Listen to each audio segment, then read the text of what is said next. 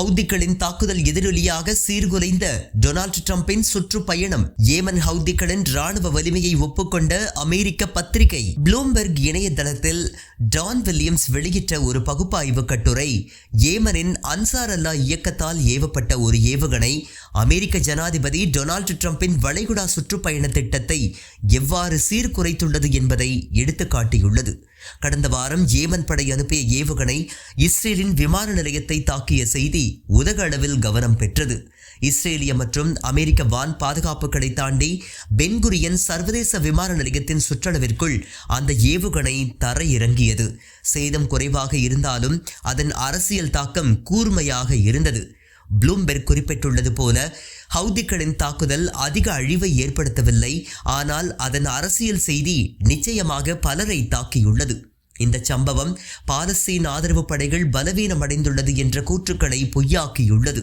America தலைமையிலான கூட்டுப்படைகளின் வான்வழி தாக்குதல்கள் ஏமனில் தொடர்ந்து நடந்து வரும் போதிலும் ஏமன் படைகளின் வலிமை குறையவில்லை என்பதை உணர்த்துவதாக தனது ஆய்வுக் கட்டுரையில் வில்லியம்ஸ் குறிப்பிட்டுள்ளார்.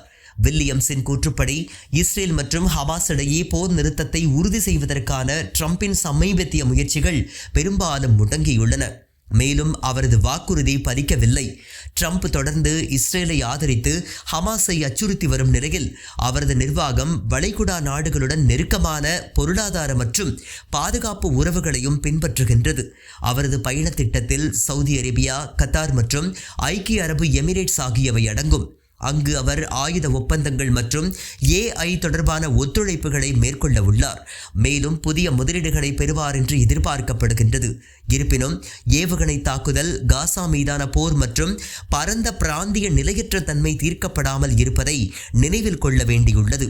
இராணுவ மோதலுக்கு பதிலாக பொருளாதார முயற்சிகளை ஆதரித்து டெஹ்ரானுடன் மோதலை அதிகரிக்க ட்ரம்ப் விரும்பவில்லை என்றும் வில்லியம்ஸ் குறிப்பிடுகின்றார்.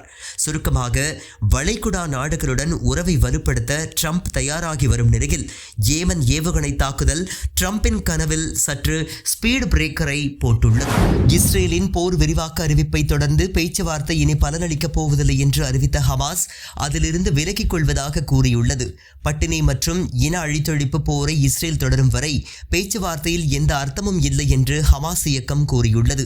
எனினும் தங்களது சமாதான பேச்சுவார்த்தை முயற்சிகள் தொடரும் என்று கத்தார் தெரிவித்துள்ளது. இஸ்ரேலின் புதிய போர் விரிவாக்க அறிவிப்பிற்கு பிரான்ஸ் கடும் கண்டனம் தெரிவித்துள்ளது. இதுகுறித்து பிரான்ஸ் வெளியுறவுத்துறை அமைச்சர் ஜீன் நோயல் பாரட் கூறும்போது, காசாவில் புதிய இராணுவ நடவடிக்கைகளை தொடங்கும் இஸ்ரேல் முடிவை வன்மையாக கண்டிக்கிறோம். இது முற்றிலும் ஏற்றுக்கொள்ள முடியாத ஒன்று. இது மனித உரிமை சட்டங்களை மீறிய செயல். ஏற்கனவே இஸ்ரேல் மேற்கொண்டு வரும் 2 மாத முழு முற்றுகையை தொடர்ந்து போரை விரிவுபடுத்தினால் கடும் பாதிப்பு மக்களுக்கு ஏற்படும் என்று கூறியுள்ளார். காசா போரில் இலக்கை நிர்ணயிப்பதில் இராணுவத்திற்கும் அரசுக்கும் இடையே கருத்து வேறுபாடு நிலவுவதாக இஸ்ரேல் பத்திரிகை செய்தி வெளியிட்டுள்ளது. பணைய கைதிகளை மீட்பதும் ஹமாஸை முழுமையாக அகற்றுவதும் மட்டுமே இராணுவத்தின் நோக்கம் என்றும், ஆனால் அரசியல் தலைவர்களுக்கு வேறு நோக்கங்கள் உள்ளதால் கருத்து வேறுபாடு நிலவுவதாக ஹரீட்ஸ் பத்திரிகையின் கட்டுரை சுட்டிக்காட்டியுள்ளது. காசாவில் போரை விரிவுபடுத்தினால் பணைய கைதிகளின் உயிருக்கு ஆபத்து ஏற்படுவதோடு இறந்த கைதிகளின் உடல்களை மீட்பதிலும் சிக்கல் ஏற்படும் என இஸ்ரேல் அரசிற்கு அந்நாட்டு ஊடகங்கள் அறிவுரை வழங்கியுள்ளன. போரை தீவிரப்படுத்தும் போது பணைய கைதிகளை வைத்துள்ள ஹமாஸ் அமைப்பினர் சண்டையில் இறங்கும் போது அவர்களை கொல்வதோடு பணைய கைதிகளையும் சேர்த்து கொல்லும் நிலை உருவாகும் என்று எச்சரிக்கை விடுக்கப்பட்டுள்ளது. அதேபோல கைதிகளின் உடல்களை ஹமாஸ் குழி தோண்டி புதைத்து வைத்திருப்பார்கள் என்றும், ஒருவேளை உடல்கள் உள்ள இடங்களை அறிந்த ஹமாஸ் இயக்கத்தினர் கொல்லப்படும் போது கடைசி வரை பணைய கைதிகளின் உடல் கண்டுபிடிக்கப்படாமலேயே போய்விடும் என்று அந்நாட்டு ஊடகங்கள் தெரிவித்துள்ளன. ஏமன் படைகளின் பென்குரியன் விமான நிலைய தாக்குதலின் போது 30 லட்சத்திற்கும் மேற்பட்ட இஸ்ரேலியர்கள் பதுங்கு அறைகளுக்கு விரைந்ததாக தகவல்கள் வெளியாகியுள்ளன. தாக்குதல் வெற்றிகரமாக நடந்ததோடு இஸ்ரேலின் பல கட்ட முயற்சிகளும் தோல்வியடைந்து ஏவுகணை சரியாக தாக்கியதால் இஸ்ரேலியர்கள் கடும் அச்சமடைந்துள்ளனர். சர்வதேச நாடுகளின் விமான நிறுவனங்கள் செவ்வாய்க்கிழமை வரை இஸ்ரேலுக்கு தங்களது சேவைகளை முற்றிலுமாக நிறுத்தியுள்ளன. இன்னும் எத்தனை துன்பங்களை தந்தாலும் நிலைகுலைய மாட்டோம், நிபந்தனைகளில் இருந்து ஒருபோதும் பின்வாங்க மாட்டோம் என்று ஹமாஸ் அறிவிப்பு. பேச்சுவார்த்தை குறித்த பின்னணியையும் வெளியிட்ட காசா போராளி குழு இஸ்ரேல் முன்மொழிந்த போர் நிறுத்த திட்டத்தை ஹமாஸ் நிராகரித்துள்ளதாக அல்மயாதீன் செய்தி வெளியிட்டுள்ளது. போர் நிறுத்த ஒப்பந்தத்தின் நிபந்தனையாக முழு காசா போர் நிறுத்தத்தை வலியுறுத்துவதாக ஹமாஸ் தலைவர்கள் தெரிவித்துள்ளனர். அதே நேரம் இஸ்ரேலுக்கு அழுத்தம் கொடுக்க அமெரிக்கா தவறிவிட்டதாக ஹமாஸ் தலைவர்கள் குற்றம் சாட்டியுள்ளனர்.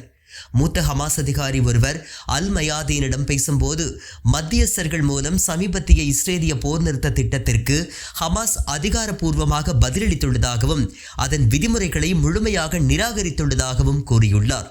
காசாவில் நடந்து வரும் இனப்படுகொலையை முடிவுக்கு கொண்டு வருவதற்கான தெளிவான தீர்மானங்களை சேர்க்க தவறியதால் அந்த தீர்மானத்தை ஹமாஸ் நிராகரித்ததாக தெரிவித்துள்ளார்.